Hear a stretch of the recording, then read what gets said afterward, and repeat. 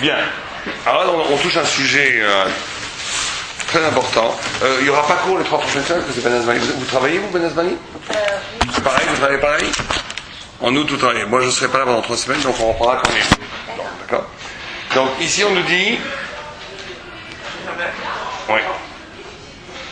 Ici, on a une des Mishnah les plus profondes, les plus difficiles à comprendre, qui est Antigonus Ish Socho, Kibel Mishimon Tzadik. Donc on parle maintenant, parce qu'on passe de génération en génération. Ou Aya Omer, Achi Ke Avadim Ameshamshim et Arav Almenat Kabel Pras. Ne soyez pas comme ces esclaves qui servent leur maître Dieu à Almenat Kabel Pras pour recevoir un mérite, enfin une récompense. Et là, Hevu Oyu Ke Avadim Ameshamshim et Arav Shelo Almenat Kabel Pras. Mais soyez comme des gens qui travaillent de façon absolument, qui servent Dieu de façon absolument désintéressée. Les Shem Shamaim. Veyu Mora Shamaim Alechem. Alors, beaucoup de commentateurs se sont penchés sur cette Mishnah. Comment c'est possible d'être Shem Shamaim? Comment est-ce que je peux faire un acte qui n'est pas pour moi? Le but en même temps, c'est de travailler, c'est de faire tout de Shem Shamaim. Bien entendu. Mais comment est-ce que c'est possible, honnêtement? Dans la mesure où, normalement, chaque acte est motivé par un intérêt. Alors que, comment est-ce qu'on peut faire un acte absolument désintéressé? C'est pas désintéressé, puisque même dans l'absolu, on fait un acte de Shem Shamaim, dans tous les cas, on sera récompensé en haut. Non, mais on nous dit ici, ne le fais pas pour ça. Ne le fais pas pour être récompensé. Bah oui. Sortir de ça. Oh. Alors, il y a 2 grandes chitotes là-dedans. Il y a 2 grandes écoles qu'on va exposer. Il y a une première école qui est de dire, effectivement, beaucoup de Balei Moussa pensent que l'homme ne peut pas complètement s'arracher de lui-même. Et il ne peut pas faire quelque chose de façon désintéressée, au sens étymologique du terme. Désintéressé, se s'arracher de l'intérieur, d'être dedans. Un acte absolument, ça n'existe pas. Alors, qu'est-ce qu'on nous demande ici? On nous demande justement d'élargir toi. En tout cas, tu fais toujours les choses pour toi. Mais qui est ce toi? Alors, quelqu'un de très très égoïste, son soi, ça sera que lui.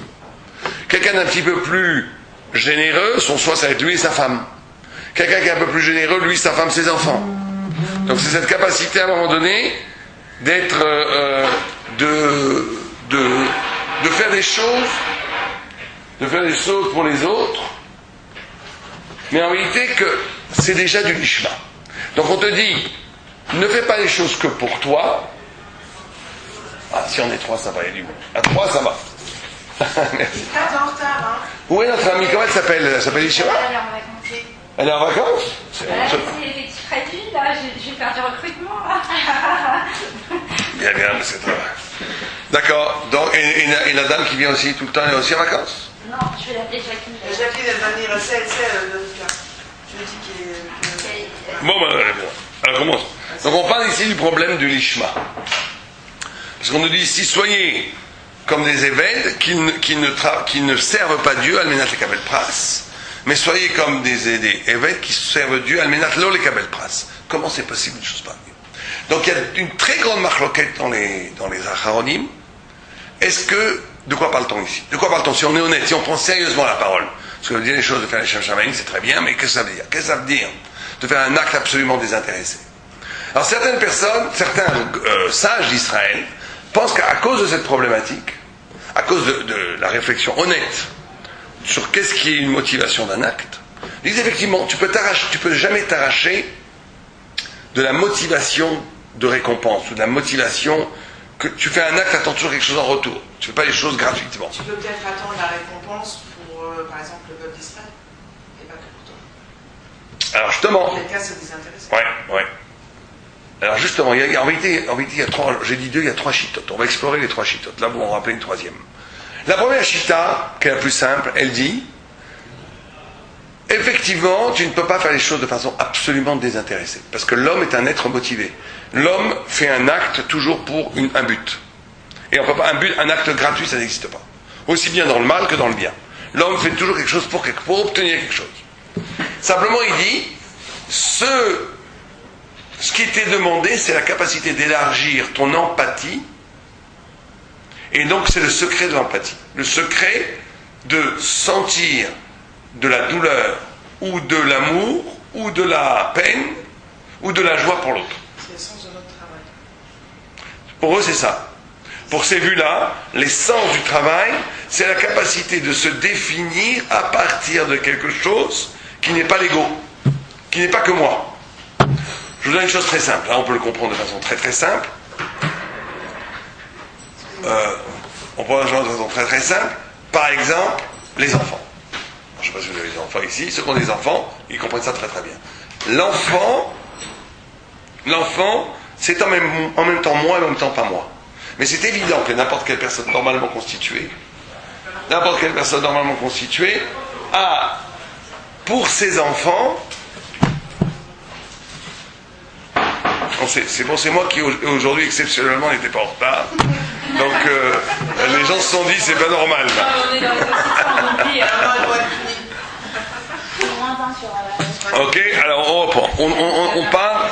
On essaie de. Quand je voudrais aussi un tout petit peu parler de Shabbat, prendre 5 minutes à la fin parce que c'est lié à ça. On va faire relativement vite. On va faire conscient. Donc tout notre problème, c'est cette Mishnah qui dit. אל תהיה כעבדים המשמשים את הרב על מנת לקבל פרס, אלא תהיו כעבדים המשמשים את הרב על מנת לא לקבל פרס. Donc la capacité du lishva, la capacité de faire une chose désintéressée. Et il y a 3 chitotes là-dedans. 3 chitotes chez les sages d'Israël, comment expliquer cela? Parce que la question que tout le monde se pose, c'est comment je peux commettre un acte qui est absolument désintéressé. L'homme, quand il fait quelque chose, il le fait pour lui, normalement. Il fait au moins pour un but. Donc ça veut dire quoi ça?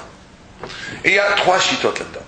Il y a une chita qui est de dire que effectivement l'homme fait toujours quelque chose pour lui, mais il va falloir redéfinir ce lui, ce soi, ce moi. Qui suis-je? La façon égoïste d'exister, c'est autour de soi-même. Il y a presque tous les hommes sur la terre, à part les affreux, vraiment les affreux Jojo, sont capables d'empathie avec leurs enfants. Donc on sait que ça existe même au niveau le plus bas. Savent très bien que quand vous voyez qu'une mère qui voit son enfant tomber, elle a mal autant que lui presque. Physiquement. Quelqu'un qui tombe et que t'aimes beaucoup, qui tombe, t'as mal pour lui. Donc tu vois, comment t'as mal pour lui? Si on était des purs égoïstes, si on était purement égoïstes, comme certaines personnes le sont, malheureusement, tu t'en fiches complètement. Tu t'en fiches complètement. Tu n'as pas d'empathie.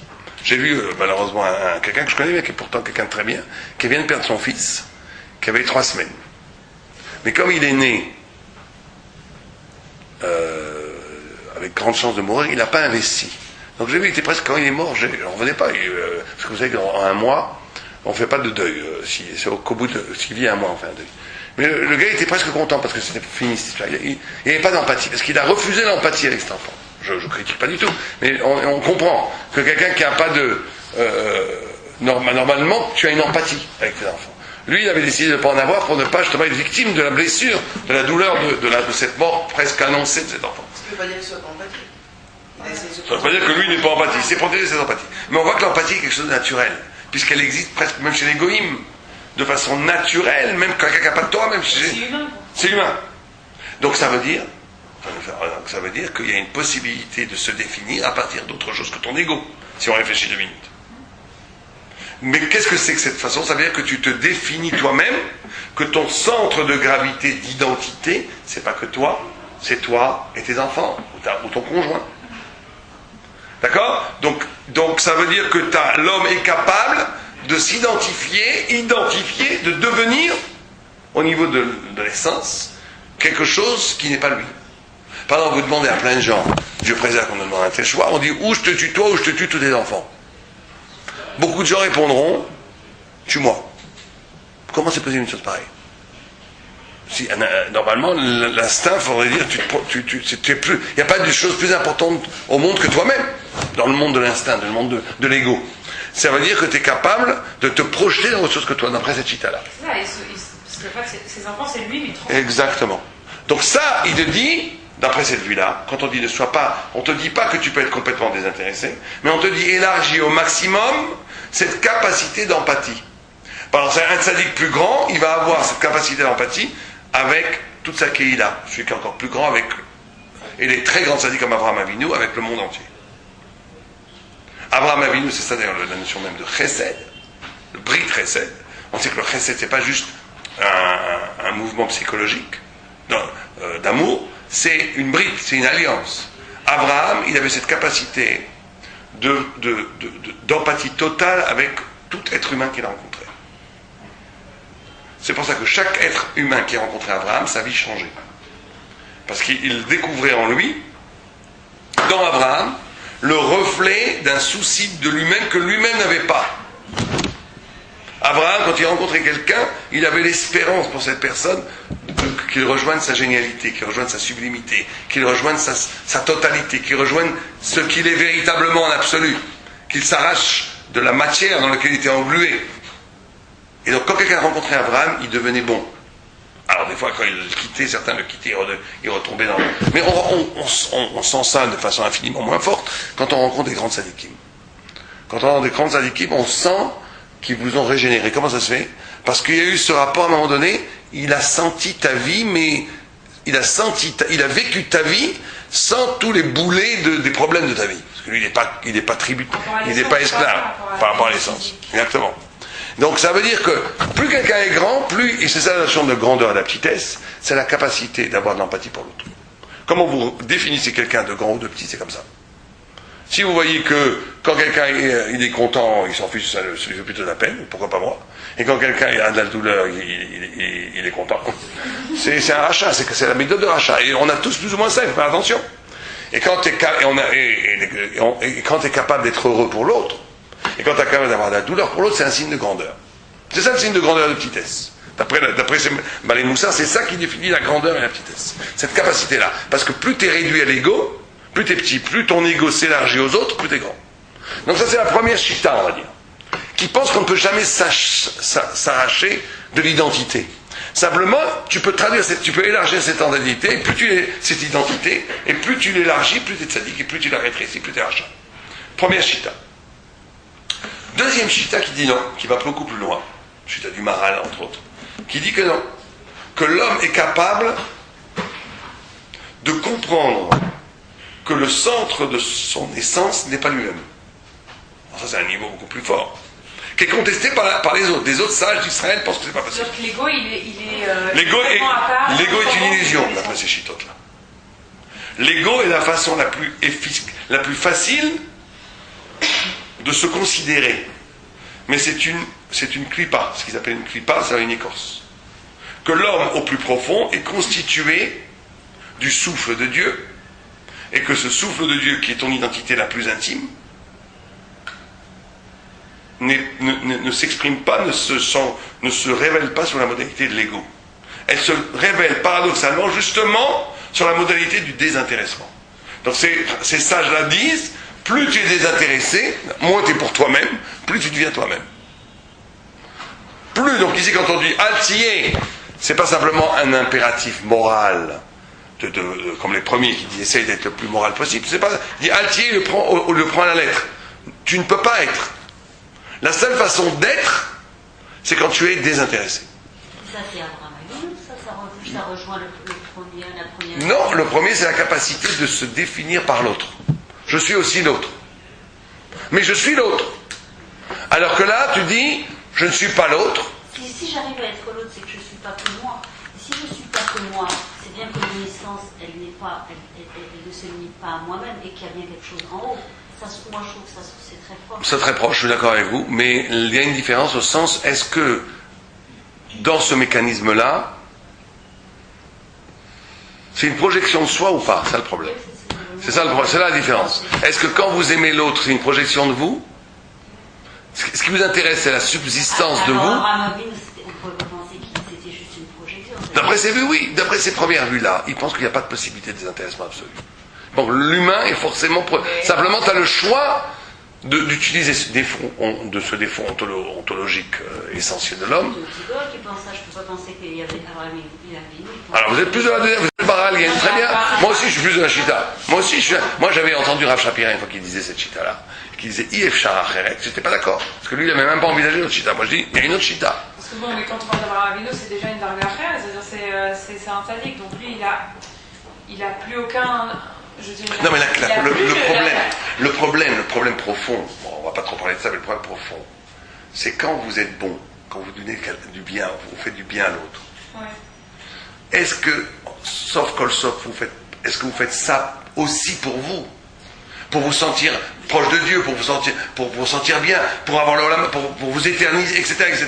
Ou est-ce qu'on peut faire un acte absolument désintéressé? Oui, mais ça, c'est le cas de mettre Abraham Avinu à part, parce que... Non, enfin, c'est pareil pour tout. Si Abraham Avinu peut y arriver, ça veut dire que tout le monde peut y arriver. D'accord. Il n'y a pas d'espèces humaines différentes dans la Torah. Il y a des gens qui sont mieux arrivés que nous, mais... Il y a un seul Abraham comme il y a un seul Moshe et Rabbeinu. D'accord, mais il montre que nous, on peut arriver à notre niveau. On peut tendre à ça. Ouais. D'accord, mais je pense pas que ce soit possible d'arriver au même À leur niveau, non, mais à notre niveau, à nous, au niveau de développement comme eux, ils l'ont fait, oui. Chacun a une neshama. On sera jugé par comment on a rendu, combien on a potentialisé cette neshama. Alors, si vous avez une petite neshama et vous avez fait 3, et que votre neshama est vecteur 3, vous aurez un super bon lamaba. Votre neshama est vecteur 10, vous avez fait 4, vous allez avoir des problèmes. Alors, vous avez fait plus que l'autre. Chacun par rapport à son potentiel, comment il le développe. Donc, Abraham, il y avait un qui se baladait avec une... Ah non, C'est Diogène. Diogène. Ouais, c'est Diogène avec le Diogène, c'était la chita des... Comment il s'appelait, Diogène? Non, c'est pas Diogène. Ah si, c'est Diogène le cynique qui disait je cherche un homme. Diogène, c'est Diogène le cynique? Ouais, qui dit je cherche un homme. Alors c'est Diogène. Il y a un autre Diogène qui s'appelait le truc des chiens, canine, qui vivait dans un tonneau. Mais c'est pas le même alors. C'est pas le même. Donc Diogène, il aidait avec un flambeau, il dit je cherche un homme. Je cherche un sadique. Je cherche un vrai homme. Je n'en trouve pas. Et Rabolvé, il commence son livre en disant mais nous on en trouve. Nous, à Israël, toutes les générations, on en a des dizaines d'hommes de tzadikim. On n'en a pas des centaines, peut-être. Sûrement pas des milliers. Mais on en a, ou peut-être des centaines, je ne veux pas dire du mal, peut-être des milliers, je ne veux pas dire. En tout cas, on n'en voit pas des milliers, mais on en voit pas mal. Chaque génération, on peut présenter un Ravolber Rav Shach, un Rabbi Milubavitch, un Rabbi Vassalé. Il n'y a pas. En une génération, je peux vous citer 20 noms où je peux vous dire, c'est sûr que c'est des hommes. Il y a toujours en plus 36 tzadikim, etc., etc. Donc la Torah est un système qui crée les tzadikim. Quand même. Bon, mais qu'est-ce que je voulais vous dire? Je voulais vous parler de ça, oui. Alors, donc, le point commun de toutes ces chitotes, c'est justement de devenir autre que cette façon naturelle, immédiate d'exister. Ne pas se laisser aller, d'être comme le monde y va, que les choses soient comme elles sont. Et vous savez que la période qu'on vit actuellement, le Chida dit, paradoxalement, il dit que c'est une période où on peut le plus rencontrer Dieu. Le Tisha B'Av, de Yud-Zayin Tammuz à Tisha B'Av. Pourquoi? Parce qu'il dit que Dieu est sorti du palais, tout a été détruit. C'est comme si Dieu était exilé, nous aussi on est exilés. Il y a une sorte de fraternité dans l'exil commun. Et il écrit là-bas, il dit que combien de jours y a-t-il entre Yud-Zayin Tammuz et Tisha B'Av? Quelqu'un sait? 22. 22 c'est par rapport à quoi? Quel chiffre 22 il renvoie à quoi dans la Torah? Quelqu'un sait? Qu'est-ce que vous dites? 22 jours de fête, on a dans l'année. Ah, peut-être, ça aussi, c'est intéressant, oui. Oui, tout à fait. Mais autre chose, aux 22 lettres, de la Torah. Enfin, de l'alphabet. Quel rapport entre les deux? Vous savez que quand vous lisez le Echa, on va lire le Echa dans une semaine, tout commence à Aleph, Bet, Gimel, Dalet, sauf à un moment donné où le P est avant le Aïn. Le P est avant le Aïn, tout. Et les 4 premiers chapitres, il y a 5 chapitres dans les Lamentations, dans l'Echa, les 4 premiers chapitres comme ça, le 5e c'est Bilboul. Pour te montrer que le grand malheur d'Israël dans le Chorban Abayt, c'est le Chorban Adat. C'est le Chorban de l'esprit. Une certaine forme d'esprit d'Israël qui a été détruit. La plus grande destruction, c'est pas la destruction du temple, c'est la destruction de l'esprit. Qui a occasionné la coupe. Qui était, ouais, mais je sais pas si c'était leur but, les Romains, c'est le but des Grecs beaucoup plus. Mais ceux qui ont détruit le temple, c'était les Babyloniens, avec Nabuchodonosor, le premier, le même jour d'ailleurs, à 490 ans d'intervalle. Et le deuxième, c'est Titus, les Romains. Mais c'était parce que nous-mêmes, on avait mis sur nous, et depuis l'origine, un Chorban du Dat. Or, c'est quoi le Chorban du Dat? Or, on sait que le Tisha B'Av a été venu comme punition. À l'origine des Meraglim. Déjà dans le désert, des gens entendent Moshe Rabbeinu. Quand ils sont entrés en Eretz Israël et qu'ils ont dit que c'était pas une bonne terre, alors Dieu a dit, puisque tout le monde a pleuré et on ne peut pas rentrer en Eretz Israël, Dieu dit, puisque vous pleurez des Bechiat Echinam, vous allez avoir des pleurs qui seront justifiés. C'était le jour de Tisha B'Av qu'il a été décrété qu'on ne rentre pas en Eretz Israël. Et la Gemara a dit, pourquoi est-ce que tout ce malheur est arrivé? Mishum digdimu pe la'ain. Mishum digdimu pe la'ain, c'est pour ça que dans le Echa, vous avez le P avant l'Ain. Ça veut dire quoi, Igdimu pe la'ain? Et que Igdimu pe la'ain, c'est le secret même du Chorban Hadat. C'est le secret même de la destruction de l'esprit. Même avant d'avoir une preuve visuelle, déjà il savait ce qu'il il voulait. y avait de la évidence. Alors ça veut dire quoi? Ça veut dire que, bon, ça c'est, au niveau le plus simple, c'est quoi? C'est l'idéologie. Ça veut dire que tu as déjà une idée sur tout et que tu es incapable de voir. Vraiment, je suis obligée de faire une petite intervention sur Oui. ce qui s'est passé avec cette femme de Mlachar. Pensez tous à ça, sur ce que vous venez de dire. Gdimou Pelaim, Mamash. Je connais pas le cas, on connaît pas le cas. Personne ne connaît, mais on a parlé, c'est exactement ce que je veux Mais les dire. médias, c'est toujours comme Non, ça. c'est vraiment ce que je veux dire. Tout le monde a parlé sans savoir. C'est la médiatisation. Hein. De quoi Je tu sais, parles? De quoi on parle? Bon, on parle de rien. Ok, allons-y. Donc, Igdimu pe la'ain. Voilà, c'est une manière de parler.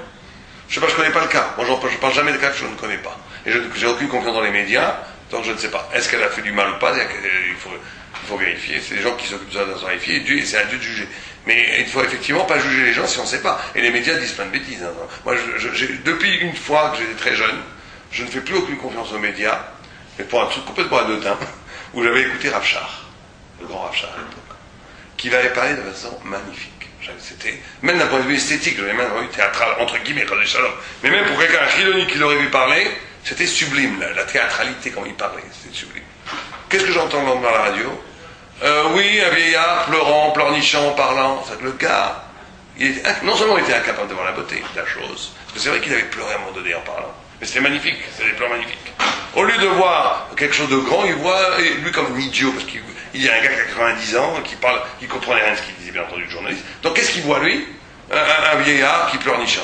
Depuis ce jour, je n'ai aucune confiance. Enfin, tu me diras, c'est pas le seul exemple, mais j'ai compris que c'est un système complètement perverti. Mais ce qui nous intéresse ici, c'est, oublions la presse et les médias, ce qui nous intéresse ici, c'est la notion que tu ne peux pas, tu dois avoir un regard qui est vierge.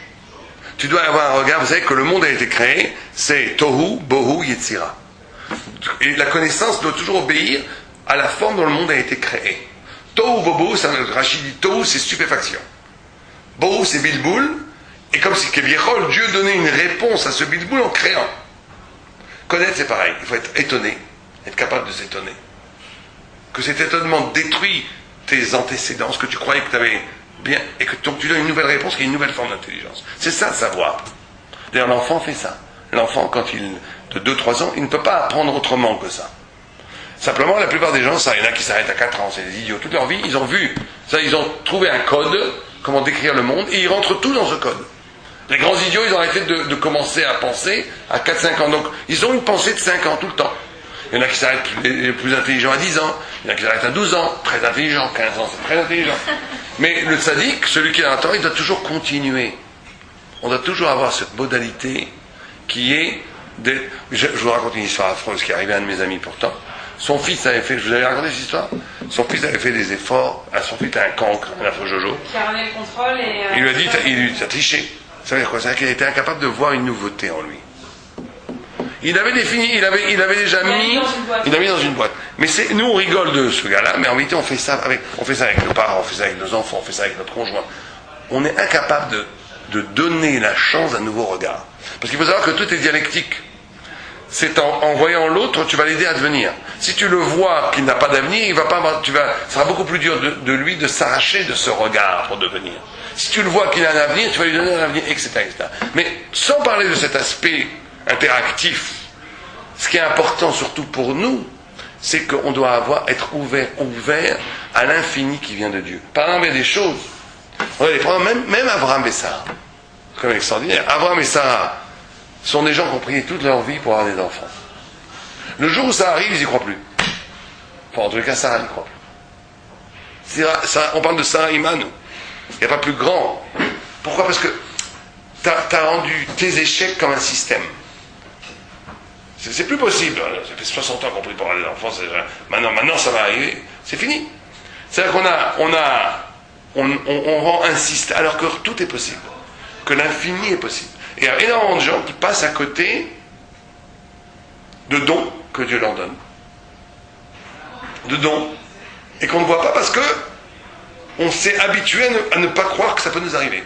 Parce que cette nouvelle façon de voir... Donc le fait d'y croire, ça peut changer complètement la vie des choses et créer une réalité qui est... Mais bien entendu.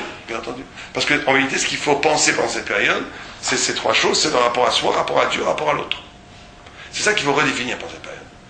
Est-ce que je ne me suis pas déjà enterré vivant? Est-ce que je ne me suis pas déjà déterminé, défini en moi-même, dans mon inconscient, dans mon conscient, comme X, et c'est fini, ça évolue plus? On est obligé d'avoir des références. On doit avoir des références, mais elles doivent être ouvertes. Bon, on ne faut pas être un idiot. Si vous savez que quelqu'un est un voleur, vous n'allez pas dire, bon, je vais le regarder de façon vierge, vous avez déjà volé 10 fois. Donc méfiez-vous. Donc vous voyez le vol, mais est-ce qu'on peut voir en lui quelque chose d'autre? Est-ce qu'il peut faire tchouva? Est-ce qu'il peut changer? Est-ce qu'il peut grandir? Et si je le vois comme ça, je lui donne une possibilité de devenir ça, de s'arracher à son mal. Comment exactement comme le Benjamin qui avait dit que dans chaque chose, il faut voir quelque chose de bien. Tout à fait. Pour relever une bonne nationale. Tout à fait. Et il avait dit, il avait donné l'exemple d'un voleur. Un voleur, avant de partir en mission pour voler, d'abord il prie pour que ça réussisse. Ensuite, il est persévérant parce que ça ne réussit pas une fois, il retourne. Donc il avait trouvé certaines qualités. Non, lui, il disait il faut apprendre de tout le monde. C'est encore un petit quelque chose d'autre. Il dit on peut apprendre du voleur. Non, c'est clair qu'on ne va pas apprendre la média. Non, exactement. Même d'un voleur, on peut apprendre des choses. C'est ça qu'il voulait dire. C'est aussi vrai. Mais nous, on dit autre chose. On dit qu'on doit voir comme un voleur, on doit être capable de voir qu'il n'est aussi pas voleur. Et lui donner la chance de devenir pas voleur. Donc, et c'est pareil pour la vie, ou même pas dans le mal. On est capable d'être capable de voir la vie comme une infinie possibilité, et de ne pas l'enfermer déjà par rapport au code qu'on a déjà prédéterminé. On passe notre vie à filtrer la vie à partir de codes déjà préétablis qui fait qu'on ne peut plus avoir une vie nouvelle.